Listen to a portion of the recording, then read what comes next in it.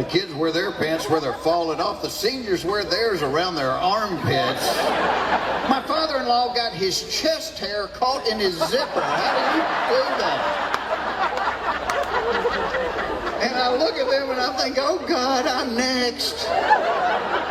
That's me. Because in your mind, you know, you're kind of always 20 years old, but there's just little hints that you're getting. Like, when I first started doing stand-up comedy, I did jokes about my dad and his recliner.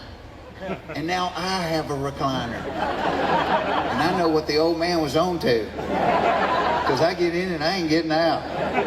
I just wait till I hear somebody walking through the house like, hey! I hear somebody walking back there. Do me a favor, make me a sandwich, would you? Is the house on fire? I think I smell smoke.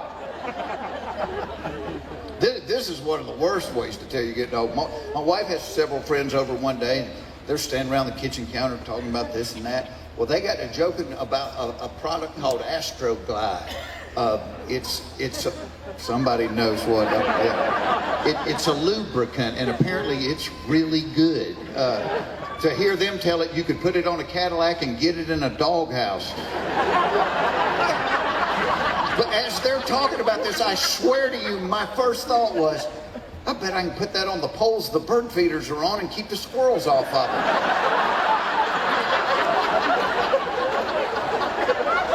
That's just sad.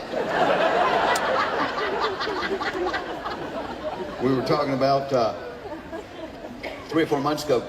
I was doing a show with Larry and Bill Engvall, and Larry was kind of kidding us because Bill and I have both crossed the 50 line, and Bill and I got to talking. 50's a weird age because, like, you know, when you turn 50, they're going to throw you a party, but you know you're not going to get real presents.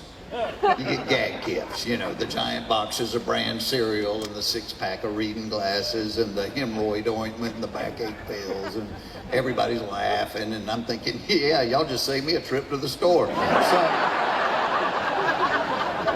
But 50's weird because all of a sudden, once you hit 50, you're supposed to have medical tests done to you, stuff you've never even thought about in your life. And not too long ago, my cute little wife scheduled me my very first colonoscopy. By applause, how many people have had the joy of this experience? Okay, this is for the rest of you. And by the way, do get a colonoscopy when you get, because it'll save your life. It really will save your life in colon cancer. But so there's some of you may not even know what I'm talking about. Let me break it down. In the Latin, the word colon means intestine. The word oscopy means to attach a camera to the end of a garden hose and ram it through. I think that's what oscopy means. Now, there's 3 steps to a colonoscopy. The first step is the pre-surgery consultation, which you do a couple of weeks before the procedure. And let me tell you this right now. Pay attention during the consultation. And I say that not because I did, but because I didn't. Oh no, I'm a comedian trying to get laughs, looking at the doctor going, boy, I bet you meet a lot of asses in this business, don't you? Not even a smile from him. Now the second step is the day before preparation, because before they put this camera through you, they want you totally cleaned out. Now my wife went and bought all the ingredients for the preparation. She put them on the kitchen counter, but she was out that afternoon, so she kept texting me. Now remember, at 3 o'clock you're supposed to start the preparation. Oh, okay. Well, the first part was you were supposed to mix 64 ounces of Gatorade with 10 large packets of Miralax. Now, the back of one packet of Miralax says, may cause loose and watery stools. 10 large packets of Miralax is guaranteed to clean out the Alaska pipeline. Well, if I had paid attention during the consultation, I would have remembered that you were supposed to spread the 64 ounces out over a period of 3 hours. I still don't remember hearing that part. So I mix it all together and I down that 64 ounces in 8 minutes and 34 seconds. And I know because I timed myself. Now the only thing left on that counter is a bottle of something called magnesium citrate. 2 drops of this stuff will pull the Eiffel Tower out of the earth. And I remember the doctor saying everybody needed to drink at least half a bottle, but some people might have to drink the whole bottle. And I thought, well, I don't want to have to come back and do this again later, so I popped the top, hold my nose, and I downed the whole thing. Now, in just over 10 minutes, I had completed the preparation cycle that's supposed to take 4 hours.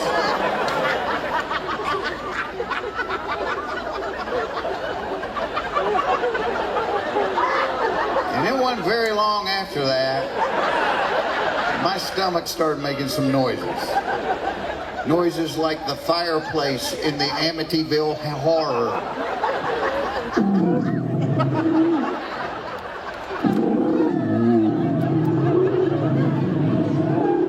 Run through the bowels, run through the bowels, run through the bowels.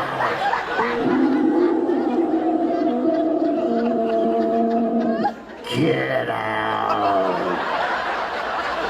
At which point my underwear tapped me on the shoulder and said, run.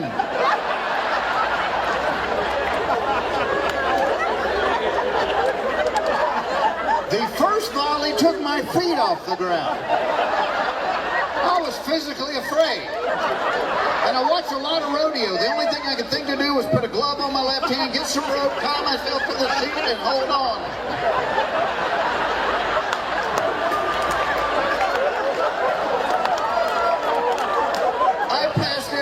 Ever eaten in my entire life.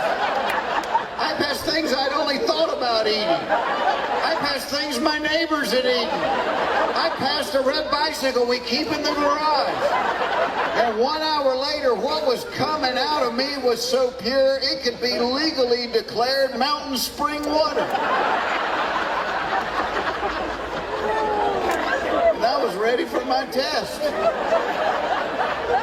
Well, I show up the next morning, and this was the part I was dreading the most, the actual procedure. It ended up being the easiest of the 3 steps, thanks to an IV they give you with Demerol in it. Oh my gosh, they put that needle in my arm. My last conscious thought was, I bet my doctor has a camera on her cell phone and I'm going to be on TMZ tonight. And I was out. And when I woke up, she was standing there. She's like, hey, how you doing? It's all over. I'm like, oh good, I didn't even know you did it. She said, yeah, everything's great. You don't have to do this again for 5 years. And I'm like, that's good. She left, and I'm sitting there, I got that little gown on, and I see my jeans and my shirt at the end of the bed. So I grab my shirt and I start to unbutton it to put it on, and I hear a woman say, what are you doing? I'll turn around, there's a nurse in the corner. I hadn't even noticed her. I said, I guess I'm going home. She said, yes, again. I said, what's the problem? She said, well, in order to get the camera through you, they have to inflate your intestines with air, and you can't go home until you give the air back.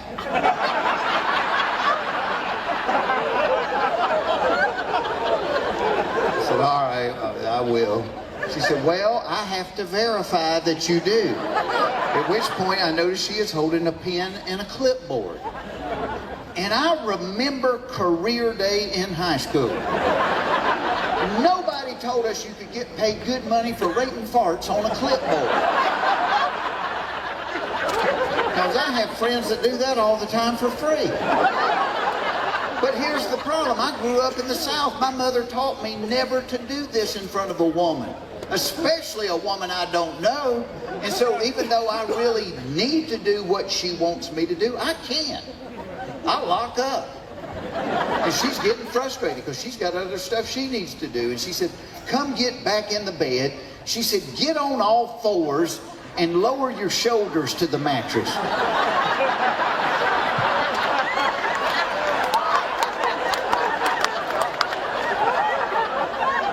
Feeling like a big star right about there.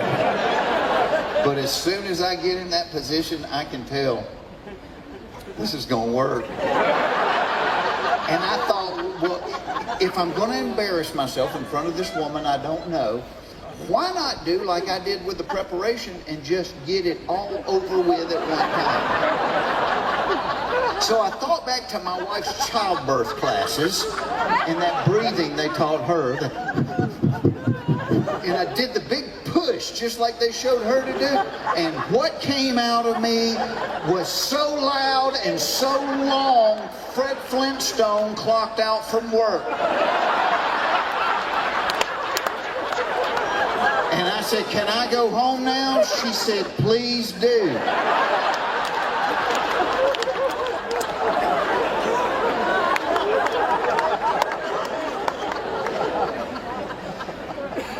So the rest of you have that to look forward to. I don't know why every time I get great tickets to a concert, I end up seated next to somebody who has to sing every song at the top of their lungs. A couple years ago, Simon and Garfunkel come to Atlanta. My wife wants to go. She's got a couple of friends who want to go. Well, my mother-in-law wants to go. My mother-in-law ended up seated next to me without her hearing aid. She sung every song as loud as she could, and she knew the words to none of them. Like a witch over Bubble's daughter. Are you kidding me? I will grease your pine. Grease your pine. That's what you got out of that.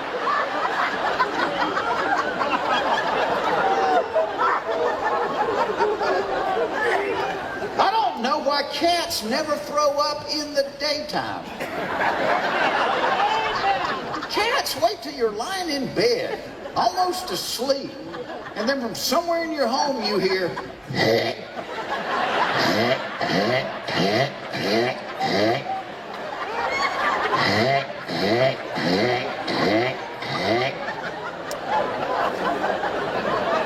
remind me to put my slippers on in the morning. And you do want to put your slippers on, because you find that with your bare foot, you don't need coffee, because you are awake and looking for a cat. Oh, and my wife, bless her heart, she has to clean it up every time. And it's not that I haven't tried. I have. It's just every time I get near it, I make the same noise as the cat makes.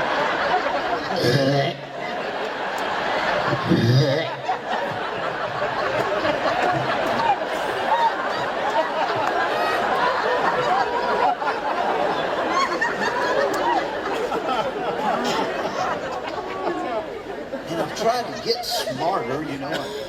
Like my wife and I try to watch those shows where you learn something once in a while, like Dateline and those. And you know, on those shows, like almost every other week, they'll showcase some disease on there. I swear to you, week in, week out, no matter what the disease is, my wife will have it. I have it. I have every one of those symptoms. I'm like, you do not have testicular cancer. You don't even have testiculars. But they've made us medically paranoid. You know, when I was a kid, there was two kinds of medicine in the world. You had aspirin and camphophenie. Cured everything. Now there are so many drugs, they have to advertise the prescription drugs on television, and I swear to you, 9 times out of 10, the side effects are 50 times worse than whatever the drug is supposed to cure. They're like, try new Floraflor. For itchy, watery eyes, it's Floraflor.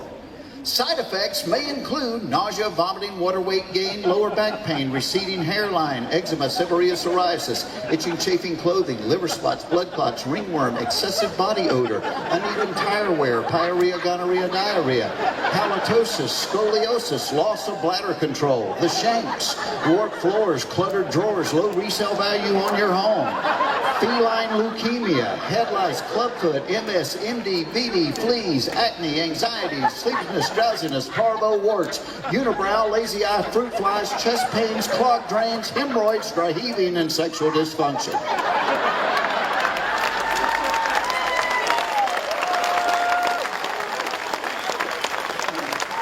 Hell, I'll just have itchy, watery eyes. And I love the Cialis commercial. They tell you on the Cialis commercial, if their product does what it is supposed to do for more than 4 continuous hours, you should go to the hospital. I might go to the hospital, but I'm going to be wearing that little gown they give you backwards. Walking the halls, baby. How you doing? Who's got a flag? You want to hang that coat up? Come on.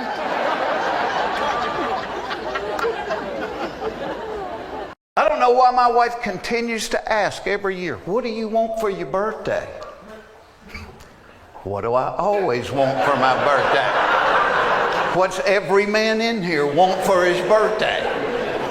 The same thing every woman in here doesn't want for her birthday. Never one time has my wife said, you know what, this year, forget the flowers, forget the presents. Why don't you just lock that door and take me to Squeal Town?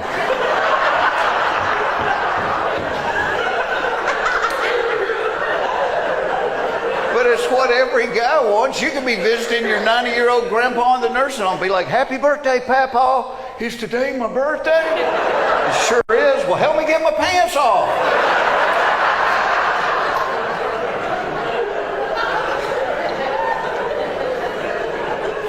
I don't know why a dog can eat his own vomit, gobble up cat poop, and lick his rear end for hours and be totally fine. But if he eats half a candy bar, he dies.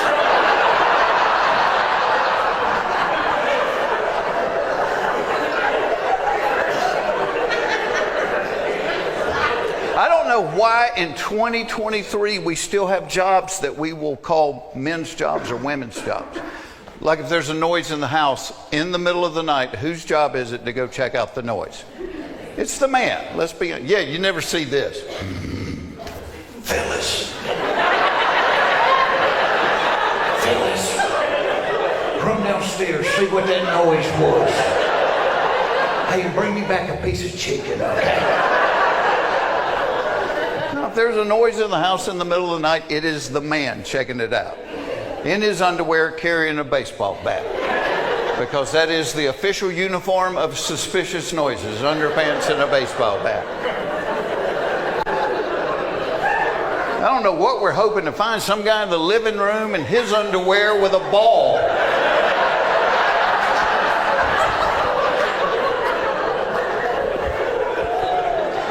And my dad didn't even need the baseball bat. Because my dad wore those gigantic boxer shorts that were always gapped open in the front. That gap was like a taser to a thief. Shut the gap, shut the gap. Here, take my wallet, just shut that gap.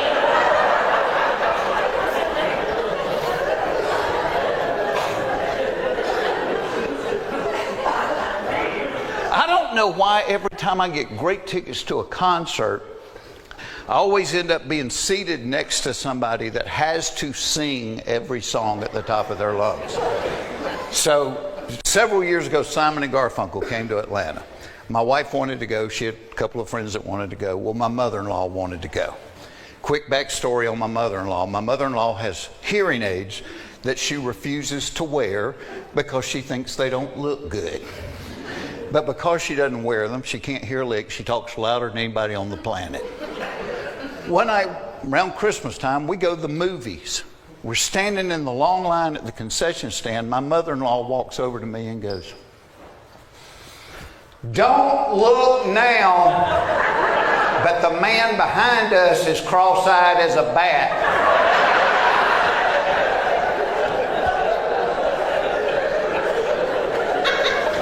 Which is bad for two reasons. One, you're embarrassed to death. And two, when somebody says something like that, yes, you've got to look, you know. Then I'm like,